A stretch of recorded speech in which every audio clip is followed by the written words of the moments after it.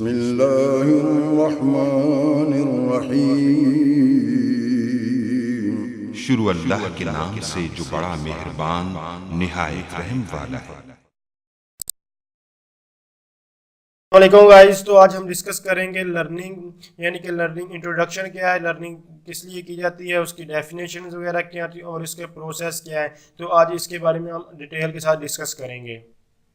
तो लर्निंग जो है ये हमारे पास जो framework of technology management activities, यानी कि ये जो टेक्नोलॉजी मैनेजमेंट की एक्टिविटीज डिस्कस कर रहे थे ये उसी में आता है। हमारे पास फ्रेमवर्क जो था जो ऑलरेडी हम डिस्कस कर रहे हैं, लर्निंग उसी में आ रहा है। तो इसके बारे में देखते हैं। तो सबसे पहले लर्निंग क्या होती है। लर्निंग कह सकते हैं कि learning is defined as acquisition and use of existing knowledge and और the creation of new knowledge with the purpose of improving economic performance.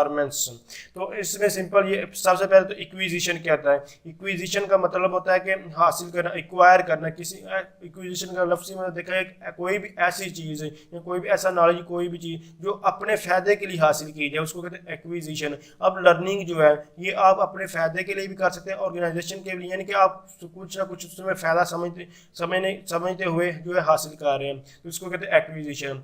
आप ये क्या से जो आपका जो लर्निंग है वो एग्जिस्टिंग नॉलेज से भी की जा सकती है, या फिर क्रिएशन ऑफ न्यू नॉलेज या न्यू नॉलेज भी आप जो है गेन कर सकते हैं जो है इससे।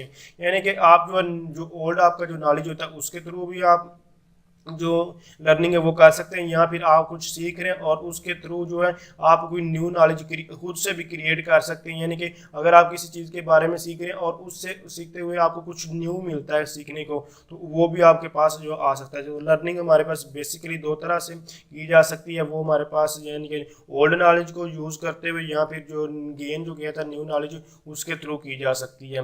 दूसरी चीज़ इसमें हमारे पास दो चीज़ें आती हैं। एक आता है इंडिविजुअल या ऑर्गेनाइजेशन, यानी कि लर्निंग यानी कि दो तरह से की, दो मकसद के लिए गई, या तो अपने फ़ायदे के लिए की जाती है या किसी ऑर्गेनाइजेशन के फ़ायदे के लिए की जाती है। अगर कहेंगे इंडिविजुअल, यानी कि अगर अपने फ़ायदे के लिए कोई भी लर्निंग की जा रही, कोई भी कर रहा है, तो उसको कहते हैं इंडिविजुअल लर्निंग। अगर कोई जो है ऑर्गेनाइजेशनल के फ़ायदे के लिए कोई भी लर्न कर रहा है किसी चीज़ के बारे में, तो उसको कहते हैं ऑर्गेनाइजेशनल लर्निंग। तो ये मज़ीद आप पढ़ना चाहे तो पढ़ सकते हैं। ये वही चीज़ें जो मैं अभी आपको कंसेप्ट क्लियर कर दिए। तो इसके बाद हमारे पास कैटेगरीज ऑफ लर्निंग यानी कि टाइप्स ऑफ लर्निंग है। इसकी हमारे पास 5 जो टाइप्स होती हैं लर्निंग की। तो सबसे पहले लर्निंग बाय डूइंग होती है, दूसरा सर्चिंग होती है, तीसरी साइंटिफिक, और चौथी हमारे पास यूजिंग, और लास्ट में स्पेल ओवर लर्निंग। तो सबसे पहले आप इसमें हमारे पास जो टाइप्स होती हैं उसका लोकस होता है और फोकस होता है। लोकस मतलब क्या होता है, लोकेशन, यानी कि लर्निंग कहाँ से की जा रही है, और फोकस मतलब कि किस मकसद के लिए उसे क्या बेनिफिट्स मिल रहा है, तो वो हमारे पास होता है फोकस। तो सबसे पहले डूइंग, यानी कि लर्निंग बाय डूइंग का मतलब होता है कि आप या कोई भी काम कर रहे हैं और जब आप काम कर रहे हैं उससे आप वो सीख रहे होते हैं। तो आप कोई भी आप कहाँ से सीख रहे हो, आप इंटरनल यानी किसी ऑर्गेनाइजेशन के अंदर ही आप सीख रहे हैं, और उसका हमारे पास उसका फ़ायदा क्या होता है, यानी कि उसका फोकस क्या है, वो प्रोडक्शन एक्टिविटीज़ होती हैं। तो इसको सिंपल मैं एग्जांपल के थ्रू आपको समझ, जैसे कि डूइंग, यानी कि आप कहते हैं कि जैसे जैसे हम काम करते जाएंगे सीखते जाएंगे, तो इसको कहते हैं डूइंग। यानी कि आप कह सकते हैं कि आप एक सॉफ्टवेयर हाउस में काम कर रहे हैं, तो आप क्या करें, यूनिटी पे काम कर रहे हैं, तो आप गेम्स बनाना चाह रहे हैं, तो आप ये क्या करते हैं कि आप दिन ब दिन जो है काम करते जाते हैं, यानी कि वो यूनिटी पे काम करते हैं, और आप ज़्यादा से ज़्यादा जो है वो सीखते जाते हैं। तो ये आप क्या काम कर रहे हैं और जो सीख रहे हैं, और उसका आप क्या कर रहे हैं, एक सॉफ्टवेयर हाउस के अंदर ही आप काम कर रहे हैं और वहाँ से सीख रहे हैं। मैं आपको ये एग्जाम्पल के थ्रू समझा रहा हूँ, आप कोई भी ऑर्गेनाइजेशन ले सकते हैं। तो आप क्या करें, उस ऑर्गेनाइजेशन के इंटरनल उसके ऑर्गेनाइजेशन के अंदर ही सीख रहे हैं, और क्या होगा प्रोडक्शन एक्टिविटी, मतलब कि आप जो एक ही काम को आप बार बार कर रहे हैं, डूइंग यानी में आप काम बार बार करते जा रहे हैं, तो आपके मुकाबले में मार्केट में कोई भी नहीं होगा, क्योंकि आपकी प्रोडक्शन एक्टिविटी इंप्रूव होगी, बेहतर होगी, यानी कि आपके मुकाबले कोई भी नहीं होगा। आप सब बेहतर से बेहतर काम करेंगे, क्योंकि एक ही काम को आप बार बार करते जा रहे हैं, तो उससे आपकी बेहतरी आएगी, उसमें परफॉर्मेंस आपकी अच्छी होगी, तो इसके प्रोडक्शन एक्टिविटीज़ हो जाएंगी, जो आपकी प्रोडक्शन है वो जो उसमें इम्प्रूवमेंट आएगा। उसके बाद लर्निंग बाय सर्चिंग है। ये आप जो है लर्निंग बाय सर्च यानी कि किसी भी आप सर्चिंग के थ्रू भी नॉलेज को गेट कर सकते हैं। वो कैसे? ये primary internal to the firm, आप ये इंटरनल टू द यानी क्या एक ऑर्गेनाइजेशन के अंदर रहता है, होता है भी आप सर्चिंग कर सकते हैं और बाहर भी, लेकिन बेसिकली यहाँ जो बताया गया ये इंटरनल है, आप एक्सटर्नल वे से भी करना चाहें तो कर सकते हैं। ये लर्निंग है। तो इसका फोकस क्या होता है? इसमें कमर्शियल फोकस मेनली जो इसका जो मेनली फोकस होता है वो R&D रिलेटेड है। R&D मतलब रिसर्च एंड डेवलपमेंट के रिलेटेड होता है। यानी क्या आप चाहते हैं कि रिसर्च भी हो और उसके बाद सर्चिंग के बाद डेवलपमेंट भी हो। तो आप सर्चिंग आप इंटरनेट के थ्रू आप एक ऑर्गेनाइजेशन में बैठ के क्या कहते हैं, इंटरनेट बैठ पर यानी कि बुक से आप किसी लाइब्रेरी में बैठकर वहाँ से सर्च कर सकते हैं बुक किसी चीज़ के बारे में, या फिर आप इंटरनेट के थ्रू मुख्तलिफ चीज़ों को सर्च कर सकते हैं। तो ये हमारे पास हो जाती है लोकेशन फोकस सर्चिंग का। और उसके बाद साइंटिफिक लर्निंग मतलब कि आप जो एक्सपेरिमेंट्स वगैरह जो है उसके थ्रू जो है लर्निंग करते हैं।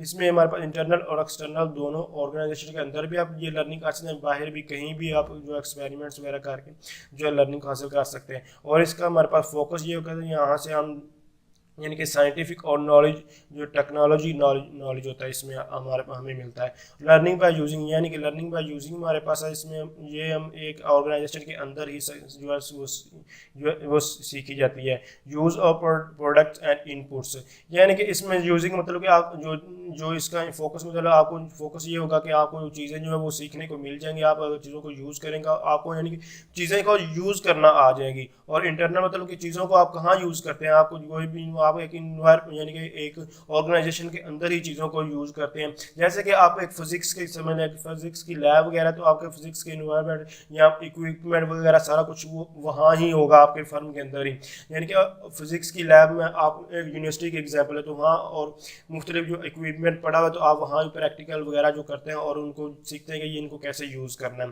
तो ये आप इस जो आप चीज़ों को यूज़ करते हैं उससे भी आप जो है लर्न करते हैं।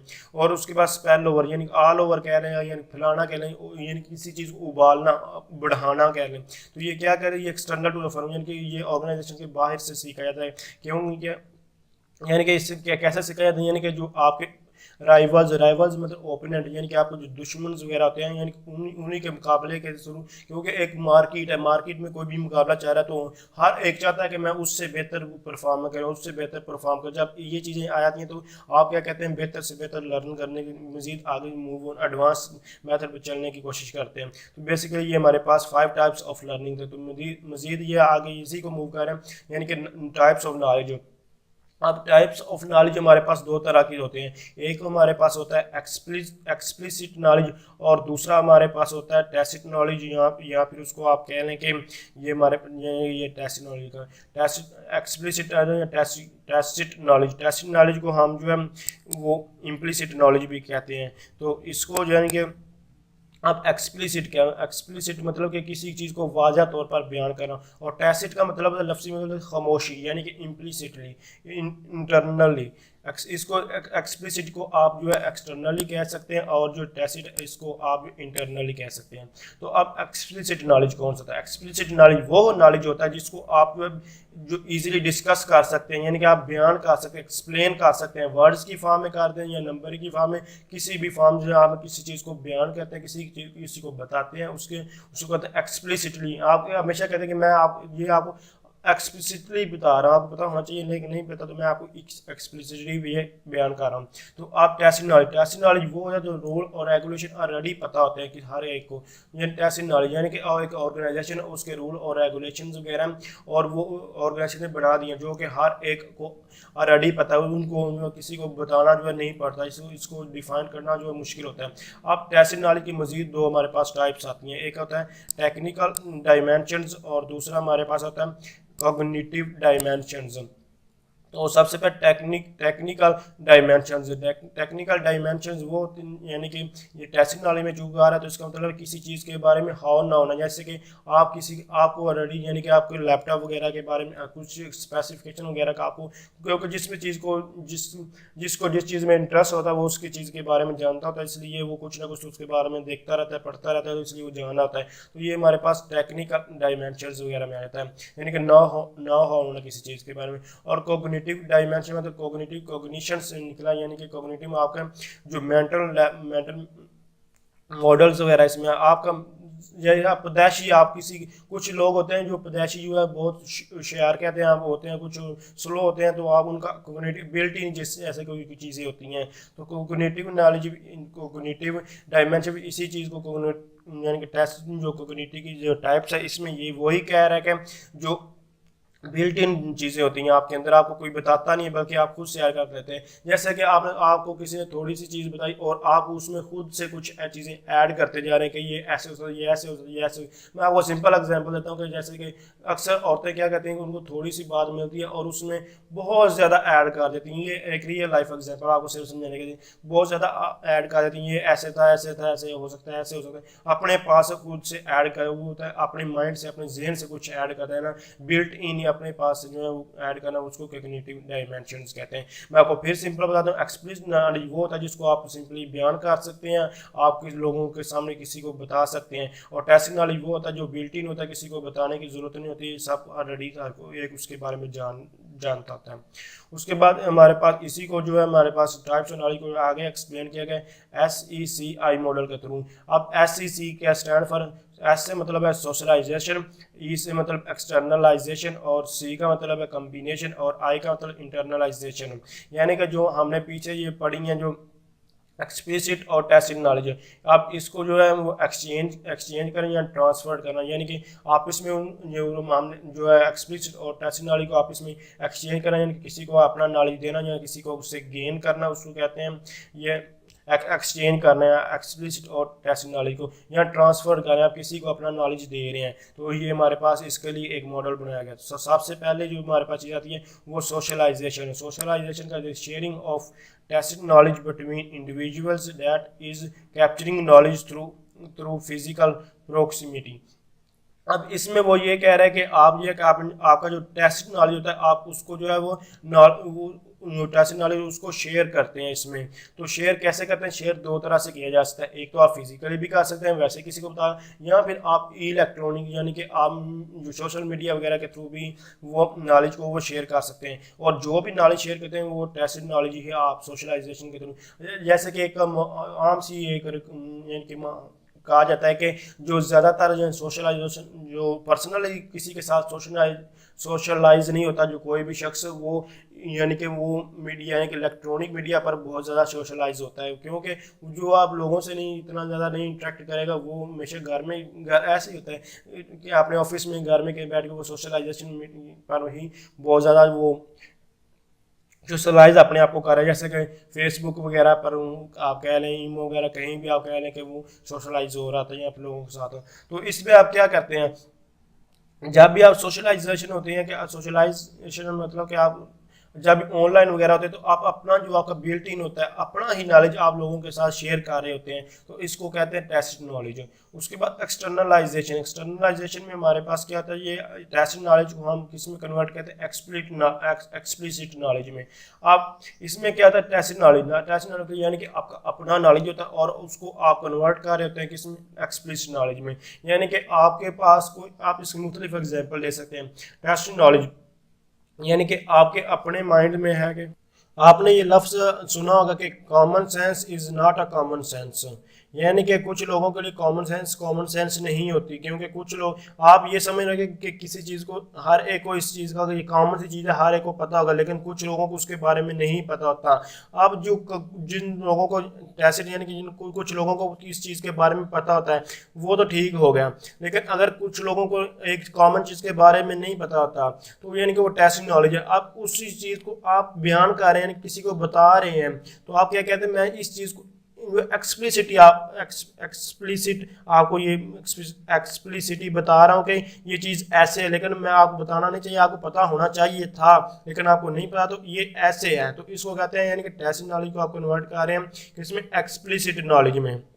या फिर आपके जो दोस्त होते हैं, आपको कोई भी प्रॉब्लम आती है तो वो आपकी प्रॉब्लम को फ़ौरन अंडरस्टैंड कर लेते हैं, आपको बताना नहीं पड़ता। लेकिन आपके जो दोस्त वगैरह नहीं, इसके अलावा कोई और दूर के लोग जो होते हैं वो आपकी जो आपको प्रॉब्लम है उसको अंडरस्टैंड नहीं करते, तो आप क्या करते हैं उनको बताते हैं। तो क्या होते हैं कि आप जो टैसिट नॉलेज थी यानी कि आपको जो प्रॉब्लम्स थी उसको आप एक्सप्लिसिटली बता रहे हैं। या आप ये कह लें कि आपको एक किसी टाइम पे गुस्सा आया है, आप गुस्सा आप आना क्या एक टैसिट नॉलेज था, तो आप कुछ लोग आपके जो यानी कि आप फ्रेंड है तो समझ, लेकिन जो दूर के लोग, जैसे मैं आपको एग्जांपल दी, जो आपको नहीं जानते, आपको जो गुस्सा था वो टैसिट नॉलेज था आपका। अब क्या हुआ, एक्सप्लिसिटी आपको बता रहे हैं कि मुझे इस वजह से गुस्सा आया, तो वो आपका एक्सप्लिसिट नॉलेज हो जाएगा। उसके बाद हमारे पास कम्बिनेशन आता है। कम्बिनेशन में क्या होता है, जो एक्सप्लिसिट नॉलेज आपका होता है उसको आप मजीद कम्प्लेक्स बना रहे होते हैं। कैसे कम्प्लेक्स बना रहे हैं, जैसे कि आप एक प्रोजेक्ट का आइडिया होता है, आप किसी चीज़ के बारे में थोड़ा सा आपको पता चलता है, तो आप उसके बारे में मजीद जानना चाहते होते हैं। तो आप यानी कि आपको डेफिनेशन का पता चला है और आप कहते हैं कि मैं इसका A to Z के बारे में डिस्कस करूं, तो ये हमारे पास आप कम्प्लेक्स में जा रहे हैं, तो एक्सप्लिसिट नॉलेज में आपका ये कम्बिनेशन हो जाएगा।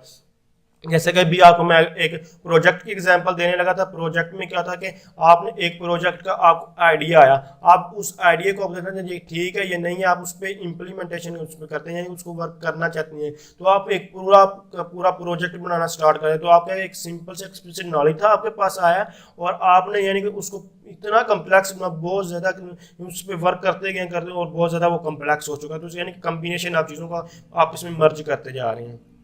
उसके बाद हमारे पास इंटरनलाइजेशन में क्या होता है कि आप जो एक्सप्लिसिट नॉलेज होता है into the organisation tacit knowledge, यानी कि जो एक्सप्लिसिट नॉलेज है उसको आप कन्वर्ट करते हैं किसमें, टैसिट नॉलेज में। आप कैसे इसको कन्वर्ट करते हैं, आप यानी कि कोई ऑर्गेनाइजेशन है, आप ऑर्गेनाइजेशन में कोई रूल्स और रेगुलेशन में आपको बताया था कि वो टैसिट नॉलेज होता है, लेकिन अगर कोई न्यू रूल रेगुलेशन इंप्लीमेंट करना होता है तो क्या होता है, उसके बारे में लोगों को नहीं बताता। तो उससे क्या होता है, सबको जो है एक्सप्लिसिटली सबको बताया था ये एक जो है इम्प्लीमेंटेशन यानी कि रूल और रेगुलेशन ये इम्प्लीमेंट किया जा रहा है, आपको इसके बारे में पता होना चाहिए। तो वो एक्सप्लिसिटी हर एक को बताया जाता है। जब हर एक को बता दिया जाता है और कुछ टाइम के बाद वो क्या होता है, टैसिट नॉलेज बन जाता है, हर एक को फिर पता चल जाता है। यानी कि जैसे यूनिवर्सिटी में क्या होता है कि एनुअल एग्जाम्स होते हैं या ये सेमेस्टर सिस्टम होता है, तो हर एक को पता है कि यूनिवर्सिटीज में ये सेमेस्टर सिस्टम ही होता है। या फिर आप कह रहे हैं कि हर एक साल बाद क्या होता है कि एक स्पोर्ट्स गाला होता है, तो स्पोर्ट्स गाला आप जो पहली दफ़ा जब जो इम्प्लीमेंट किया गया था तो उसको एक्सप्लिसिट नॉलेज बताया गया था। उसके बाद अब हर साल जो है वो हर एक को पता है, बताना नहीं पड़ता, वो आपका क्या बन जाता है, वो एक टैसिट नॉलेज बन चुका है। तो मजीद इसका जो नॉलेज स्पाइरल बताया गया, यानी कि ये जो अभी चार चीज़ें बताएं इन्हीं को मजीद जो डिस्कस किया गया, यानी कि हमारे पास क्या ये इसमें चार चीज़ें आती हैं जो अभी डिस्कस की हैं। यानी कि टैसिट नॉलेज को टैसिट नॉलेज में कन्वर्ट किया, ये सारा टैसिट नॉलेज के बारे में बता रहे हैं। और ये जो आपको जो नज़र आ रहा है ये क्या कह रहे हैं, टैसिट नॉलेज एक्सप्लिसिट नॉलेज में कन्वर्ट किया। इसमें दो चीज़ें हैं, जो टैसिट नॉलेज और एक्सप्लिसिट नॉलेज है। और ये जो आपको ब्लॉक नजर आ रहा है इसका मतलब जो एक्सप्लिसिट नॉलेज है वो यानी कि एक्सप्लिसिट नॉलेज एक्सप्लिसिट में कन्वर्ट किया जा रहा है। ये सारे का सारा आपको जो बताया जा रहा है ये एक्सप्लिसिट नॉलेज के बारे में बता रहा है। और ये फिर जो एक्सप्लिसिट टू जो टैसिट नॉलेज के बारे में बताया, यानी कि ये जो आपको जो पहले वाला जो नज़र आ रहा है ये इसमें से टैसिट नॉलेज है, और ये जो आपको नज़र आ रहा है ये हमारे पास जो एक्सप्लिसिट नॉलेज है, और ये हमारे पास कम्बिनेशन है टैसिट और एक्सप्लिसिट नॉलेज का, और ये भी हमारे पास कम्बिनेशन टैसिट और एक्सप्लिसिट नॉलेज का। अब यहाँ ओ आई और जी जो डिस्कस किया गया, इसका मतलब ये लिखा हुआ है कि आई का मतलब इंडिविजुअल होता है, जी का मतलब ग्रुप होता है, और का मतलब ओ का मतलब ऑर्गेनाइजेशन। तो सबसे पहले टैसिट नॉलेज में आपको बताया था कि बिल्ट इन होता है, हर किसी का इंडिविजुअल नॉलेज होता है जो कि ऑलरेडी आपके पास होता है कि आपको वो कोई बताता नहीं, या फिर प्री डिफाइन होता है, आपको उसके बारे में पता होता है। तो क्या होता है कि ये हमारे पास ये आपको एक वेन डायग्राम के थ्रू ये समझाने की कोशिश की गई, यानी कि ये यूनियन इसका मतलब जो ये जो आपको मेरा ये मतलब इसका कॉमन नॉलेज होता है, और दूसरा मतलब कि हर एक का अपना जो है इंडिविजुअल नॉलेज है। आप क्या हर एक आदमी आई का इंडिविजुअल हर एक का अपना अपना नॉलेज है, और हर एक का नॉलेज अपना डिफरेंट भी हो सकता है और उसका कुछ कॉमन भी हो सकता है। ये जो आपको मिल रहा है यानी कि इनका जो नॉलेज है वो कॉमन भी हो सकता है और हर एक का अपना भी नॉलेज होता है। ये सारे का सारा क्या होता है, एक ऑर्गेनाइजेशन के अंदर ही हो रहा होता है जो भी है। उसके बाद टैसिट नॉलेज टू कन्वर्ट का एक्सप्लिसिट नॉलेज है, जैसे कि टैसिट नॉलेज हर एक का इंडिविजुअल नॉलेज है, ये सारों का हर एक का अपना इंडिविजुअल नॉलेज है, और जो इंडिविजुअल नॉलेज उसका कुछ कॉमन्स भी हो जाता है, ग्रुपिंग में भी आ सकता है, यानी कि वो एक्सप्लिसिट नॉलेज में भी आ सकता है। तो ये हमारे पास ये टैसिट नॉलेज को कन्वर्ट किया एक्सप्लिसिट नॉलेज में। और ये बस सारी चीज़ें अभी आपको ये डिटेल के साथ समझाएंगे, इसलिए ये आपको थोड़ा बस इस इवेंट डायग्राम को समझना होगा। उसके बाद एक्सप्लिसिट नॉलेज को किसमें एक्सप्लिसिट नॉलेज कम्प्लेक्स क्या है, इसमें हमारे पास ग्रुपिंग आती है, और जब हर एक का ग्रुप लहदा ग्रुप होता है और एक ऑर्गेनाइजेशन के अंदर ही ग्रुपिंग होती है। जैसे कि डिपार्टमेंट्स होते हैं, जैसे कि IT का डिपार्टमेंट लहदा होता है, CS का डिपार्टमेंट लहदा होता है, SC का लहदा होता है, ये सारे BBA का डिपार्टमेंट, मैथमेटिक्स का डिपार्टमेंट लहदा होता है, ये सारी ग्रुपिंग होती हैं। तो इसको एक्सप्लिसिट नॉलेज होता है इसमें। अगर इन सारों को आपस में मिला दिया जाए तो क्या होता है, ये एक कम्प्लेक्स नॉलेज बन जाता है। तो उसके बाद हमारे पास एक्सप्लिसिट नॉलेज को टेक्स्ट नॉलेज में कन्वर्ट, जो फोर्थ टाइप्स अभी हम समझाई थी। तो इसमें क्या एक ऑर्गेनाइजेशन का नॉलेज होता है, एक ऑर्गेनाइजेशन है और उस ऑर्गेनाइजेशन के अंदर क्या एक्सप्लिसिट है, ग्रुपिंग की फॉर्म में नॉलेज है। और जब ग्रुपिंग के फॉर्म में के बाद हर एक के पास है, यानी कि ये हर एक का अपना नॉलेज है और उसके साथ साथ ग्रुपिंग में भी नॉलेज है और ऑर्गेनाइजेशन का भी नॉलेज है, इसमें आ जाता है। तो मज़ीद इसके बाद हमारा डिस्कस करेंगे लर्निंग प्रोसेस। तो लर्निंग प्रोसेस क्या है? लर्निंग प्रोसेस को बेसिकली तीन टाइप्स में जो है वो डिफाइन किया गया है। तो इन तीनों के, यानी कि इसके बारे में तीनों, तो हमारे पास लर्निंग प्रोसेस के तीन मेन जो फैक्टर्स हैं वो मैं आपको बता दूं। वो सबसे पहले हमारे पास मैनेजरी और ऑर्गेनाइजेशन प्रोसेस होता है, सेकंड हमारे पास strategic position of a firm होता है, थर्ड हमारे पास पास अवेलेबल टू अ फर्म होते हैं। तो अब हमारे पास जो यानी कि लर्निंग प्रोसेस कैसे चलता है, तो ये हमारे पास the ability of an organization to learn, adopt, change and re itself over time, it's shaped by three main factors. यानी कि अगर आपको लर्निंग, आप कोई किसी चीज़ के बारे में सीख रहे हैं, तो अगर आपको अगर आप किसी चीज़ के बारे में हम नॉलेज गेट कर रहे हैं, तो आपको अगर आप सीख रहे हैं कुछ जो है बेस्ट मिलता है, तो आप क्या करते हैं, उसको अडॉप्ट कर रहे हैं। अगर वो अच्छा नहीं होता, कोई भी एक्सपेरिमेंट करते हैं, वो अगर अच्छा नहीं मिलता, तो आप क्या करते हैं, उसको वो अडॉप्ट नहीं करते, बल्कि आप उसको इग्नोर कर देते हैं। जो अगर आपको कुछ अच्छा करने को मिल जाए, तो आप उसको अडॉप्ट करते हैं। और जब वो अच्छा मिल गया, तो आप क्या करते हैं, वो आपका जो रूल्स और रेगुलेशन आपकी फर्म ऑर्गेनाइजेशन के होते हैं, उसमें क्या करते हैं, उसमें मतलब उसको चेंज करते हैं या रीन्यू करते हैं। तो ये तीन मेथड से किया जा सकता है। तो सबसे पहले मैनेजरी ऑर्गेनाइजेशन प्रोसेस, मैनेजरियल और जो हमारे पास ऑर्गेनाइजेशनल प्रोसेस, ये इसके बारे में हम ऑलरेडी बता चुका हूँ। ये मैनेजरियल क्या था, स्टार्टिंग में बहुत डिटेल के साथ पढ़ा, शायद आपको याद हो जाए ना। यहाँ फिर ऑर्गेनाइजेशन क्या होती है, तो अब इसमें वो कह रहा है कि how things are done in a firm, यानी कि जो चीज़ें वो एक फर्म में कैसे होती हैं, किसी ऑर्गेनाइजेशन में चीज़ों को कैसे किया जा सकता है, कैसे मैनेज कर सकते हैं, कैसे उनको ऑर्गेनाइज किया जाता है, ये सारी चीज़ें इसमें चीज़ें होती कैसे हैं इसमें ये। और दूसरा हमारे पास strategic position of a firm. तो स्ट्रेटजिक पोजीशन ऑफ फर्म यानी कि इसमें जो हमारी जो फर्म है यानी कि ऑर्गेनाइजेशन है, इसमें कौन सी जो बेसिकली टेक्नोलॉजी है, करंट टेक्नोलॉजी वो यूज़ की जाती है, जो सप्लायर्स हैं उनके साथ किस तरह का जो रिलेशनशिप्स वगैरह, ये सारी चीज़ें इसमें देखी जाती हैं। और थर्ड हमारे पास है parts available to a firm, यानी कि जो ऑर्गेनाइजेशन है उसके पास जो कितने जो है पास अवेलेबल एक ही काम को करने के लिए, एक ऑर्गेनाइजेशन में कितनी तरह के काम हो रहे हैं। यानी कि इसको आप सिंपल एक वर्ड में कहना चाहें तो आपके अल्टरनेटिव्स है, यानी कि एक ऑर्गेनाइजेशन के पास कितने अल्टरनेटिव्स हैं किसी भी काम के करने के लिए, या फिर ऑर्गेनाइजेशन में एक ऑर्गेनाइजेशन कौन कौन सा काम कर सकती है, आप किसी भी सब तरह से इसको अंडरस्टैंड कर सकते हैं। उसके बाद हमारे पास three major activities for learning activity, यानी कि जो लर्निंग, इसके हमारे पास तीन मेजर एक्टिविटीज़ हैं कोई किसी तरह की भी लर्निंग करने के लिए। तो सबसे पहले हमारे पास हुआ बिल्डिंग लर्निंग है, के एम एनेबलर्स। के एम का मतलब हमारे पास होता है नॉलेज मैनेजमेंट, और एनेबलर्स मतलब कि लागू करना, या फिर आप कह लें कि इसको इख्तियार देने वाला। यानी कि आप जैसे कि आप विंडो डिफेंडर्स वगैरह के आते हैं, उसको एनेबल या डिसेबल करते हैं। एनेबल मतलब कि आप जो विंडो डिफेंडर जैसे कि होता है, तो मैं आपको ये एग्जांपल दे रहा हूँ कि आपको इसको पता होगा। तो आपको तो आप विंडो डिफेंडर क्या होता है, अपनी मर्जी से जो भी चाहता है वो करता है। अगर तो मैलिशियस यानी कि एक्टिविटीज़ हो रही हैं, तो वो उसको हमारे जो सिस्टम में वायरस वगैरह एंटर नहीं होने देता, उसके खिलाफ वो वर्क करता है। तो इन्हें एनेबल्स करना किसी चीज़ के बारे में, यानी कि इस बिल्डिंग लर्निंग और के एम एनेबलर्स का मतलब आप समझ सकते हैं कि ये हमारे पास बेसिकली आप जो है यहाँ लर्निंग जो है वो कर रहे हैं।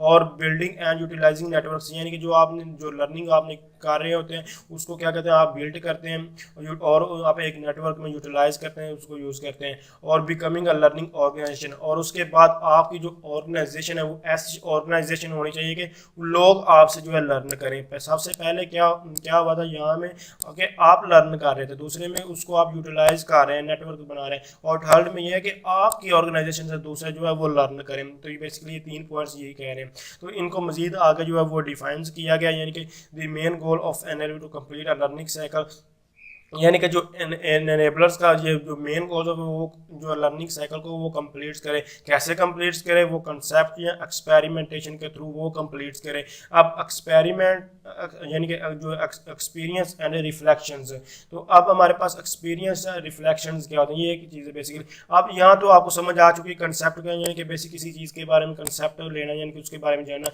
एक्सपेरिमेंट यानी कि उसको प्रैक्टिकली करके देखना, या उसके बाद एक्सपीरियंस किसी चीज़ों को देखते हुए उसके बाद अपने एक्सपेरिमेंट वगैरह करते हैं तो वहाँ से आपको एक्सपीरियंस वगैरह भी मिलता है। जैसे कि आप कहीं भी जॉब करते हैं तो आपको कहा जाता है कि अगर आप मैनेजर की जॉब करें तो आपको कहा आपके पास 5 साल का जो एक्सपीरियंस यानी कि आपको इस फील्ड में इतनी देर का काम किया आपने किया होना चाहिए आपको। उसके बाद रिफ्लेक्शन। अब रिफ्लेक्शन का क्या मतलब? यहाँ बेसिकली ये रिफ्लेक्शन का मतलब जैसे कि हर एक एक्शन का एक रिएक्शन होता है। अब एक्शन और रिएक्शन यानी कि अगर तो काम का काम जो है वो ठीक होगा तो आप उसको अडाप्ट कर लें। अगर जैसे ऑलरेडी मैं बता, अगर वो आपका काम ठीक नहीं है तो आप उसको अडाप्ट मत करें, उसको आप इग्नोर कर दें। लेकिन अगर वो ठीक है तो उसको आप जो है अडाप्ट करें। यानी कि हर रिफ्लेक्शन का यहाँ ये यही। तो ये वही चीज़ें जो अभी मैंने आपको सारी जो डिस्कस की हैं, ये सारी पार्ट्स इजी वर्डिंग है, कोई मुश्किल चीज़ नहीं है। तो उसके बाद हमारे पास जो अनेबलर्स होते हैं उनको उसको कौन कौन सी चीज़ों को जो है कंसीडर करना चाहिए। तो जो अनेबलर्स को उनको उसको जो है 4 चीज़ों को वो ये 4 जो पॉइंट लिखे हुए हैं इनको इनके हिसाब से कंसीडर करना चाहिए। तो सबसे पहले structure and challenging reflection on the process. उसके बाद conceptualizing capturing and on codifying the lesson वगैरह सो ऑन। और उसके बाद थर्ड हमारे पास आता है एक्सपेरिमेंटेशन, और फोर्थ हमारे पास ऑनेस्टी कैप्चर ऑफ एक्सपीरियंस। अब हमारे पास फर्स्ट क्या है? सबसे पहले जो हमारे पास चैलेंजिंग होते हैं कि व्हाट हैपन, क्या हुआ, what worked well, what went wrong and so on. यानी कि क्या हुआ, क्या ठीक हुआ, क्या गलत हुआ, ये सारी चीज़ें यहाँ जो है वो चैलेंजिंग में देखिए कंसीडर की जाती है एनेबलर्स में। दूसरा हमारे पास आता है कंसेप्चुलाइजिंग में हमारे पास क्या आता है, यानी हाँ जो हमारे पास यानी कि जो भी लर्न किया जाता है उसको कैप्चर किया जाता है और उसको कोडिफाइंग किया जाता है। जो भी आप लर्न कर रहे हैं उसको आप कैप्चर का मतलब जैसे कि आप स्क्रीन कैप्चर कर रहे थे, यानी कि कोई भी चीज़ ले हासिल कर रहे थे, गेट कर रहे होते, तो ये हमारे पास इसी चीज़ को कहा, यानी कि जो भी आपने लर्न किया उसको आप कैप्चरिंग और कोडिफाइंग कर रहे होते हैं।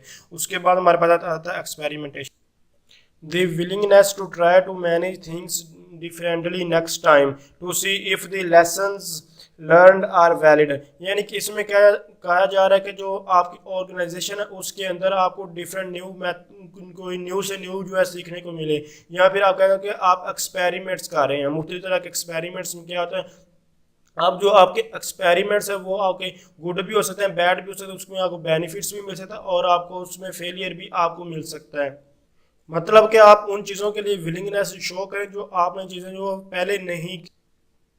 तो उसके बाद हमारे पास आ जाता है honest capture of experience. Honesty capture of experience में यानी कि यानी कि even if this has been a costly failure, यानी कि इसमें आप कह सकते हैं अगर आपको बहुत बड़ा जो फेलियर भी आता है या फिर आप जो सक्सेस होते हैं जो भी होगा आपको अपनी ईमानदारी के साथ ऑनेस्टली जो है वो आपको जो अपनी जो डायरी है, बुक्स है, जो भी उसमें लिखना होगा। ये नहीं कि अगर आप सक्सेस हुए हैं तो आप उसमें लिख रहे हैं, अगर आपको फेलियर बहुत बड़ा या छोटा कोई भी फेलियर मिला तो आप उसको राइट नहीं करेंगे। यानी कि जो मैं आपको बताया एक्सपेरिमेंटेशन में, यानी कि एक्सपेरिमेंटेशन में आप क्या करते हैं कि आपको कोई भी काम होता है उस पर एक्सपेरिमेंट करें, यानी कि उसके बारे में जानना चाहते हैं तो उस पर आप एक्सपेरिमेंट, जो आपका एक्सपेरिमेंट वो फेलियर भी हो सकता है, उसमें सक्सेस भी आपको मिल सकती है क्योंकि एक न्यू चीज़ आप कर रहे हैं। तो एक्सपेरिमेंटेशन वो क्या होती है कि हमेशा किसी भी न्यू चीज़ पर की जाती है, या फिर एक्सपेरिमेंट किया जाता है कि ये मैं ऐसे करूँगा तो क्या है ऐसे हो सकता है, यानी इसकी पॉसिबल इफ़ एल्स का जो कंसेप्ट आप इसमें कह लें कि इसमें पॉसिबल चांस होते हैं, हो भी सकता है नहीं भी हो सकता, इसमें फेलियर भी हो सकता है, सक्सेस भी, जो भी होगी उसको आपको अपनी ईमानदारी के साथ अपनी बुक्स में राइट करना होगा।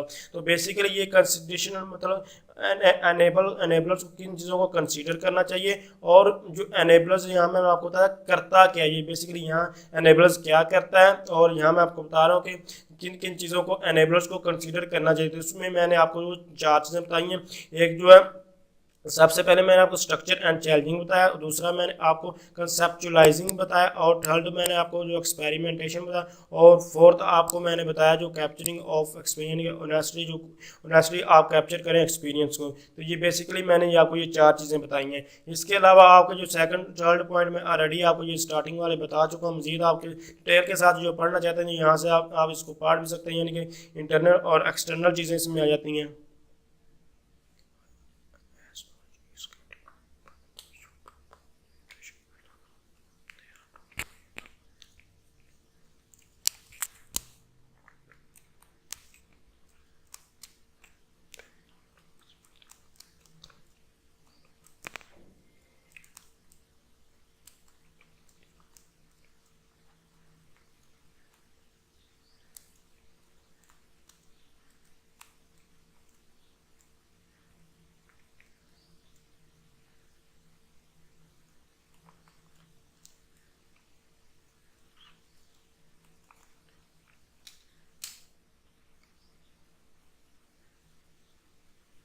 पिंग के लिए